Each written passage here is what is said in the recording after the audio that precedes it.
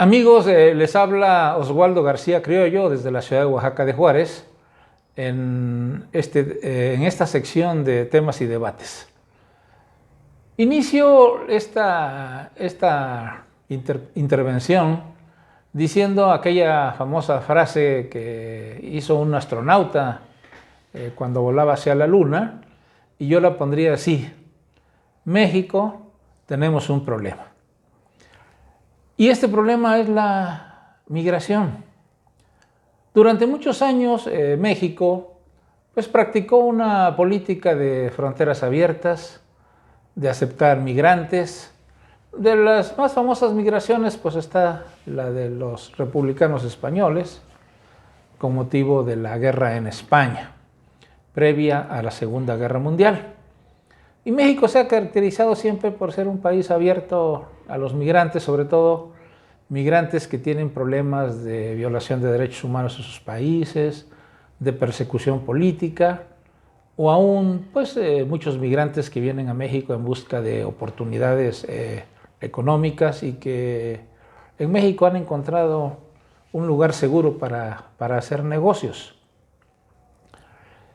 Sin embargo, tenemos vecinos, pequeños vecinos en cuanto a su territorio, que son hermanos nuestros, porque recordemos que muchos países o algunos países de Centroamérica, estoy hablando de Guatemala, de El Salvador, de Honduras y Nicaragua, antiguamente fueron parte del territorio nacional. La independencia de España generó un gran territorio que fue México. Sin embargo, acordémonos también que los primeros 40 años después de consumada la independencia, en el 24, con motivo de la primera Constitución, nos la pasamos los mexicanos peleando entre nosotros mismos. Y después el país solo pudo alcanzar cierta estabilidad cuando don Benito Juárez ganó, junto con su generación, la Guerra de Reforma y el combate a la intervención francesa. Derivado de toda esa nueva corriente, llega al poder don Porfirio Díaz y es entonces cuando México se pacifica y entra en una nueva etapa de desarrollo que alcanzó prácticamente hasta el año 1910. Ahora tenemos un problema de migración distinto. Distinto porque antes veíamos pasar a los hermanos centroamericanos y quizá algunos pocos se quedaban acá, otros desafortunadamente caían en manos de mafias de traficantes, de polleros, como se les decía, o de coyotes. Y tenemos casos muy dramáticos como la matanza de migrantes centroamericanos que se hizo allá en una población que se llama San Fernando, en Tamaulipas. Pero los países evolucionan y ahora tenemos en Estados Unidos un gobierno muy activo en cuanto a detener los flujos de migrantes hacia Estados Unidos. Y yo lo que quiero decir y aclarar es que me da la impresión de que en Estados Unidos no están en contra, así 100% de la migración centroamericana, sino más bien están en contra de la migración ilegal.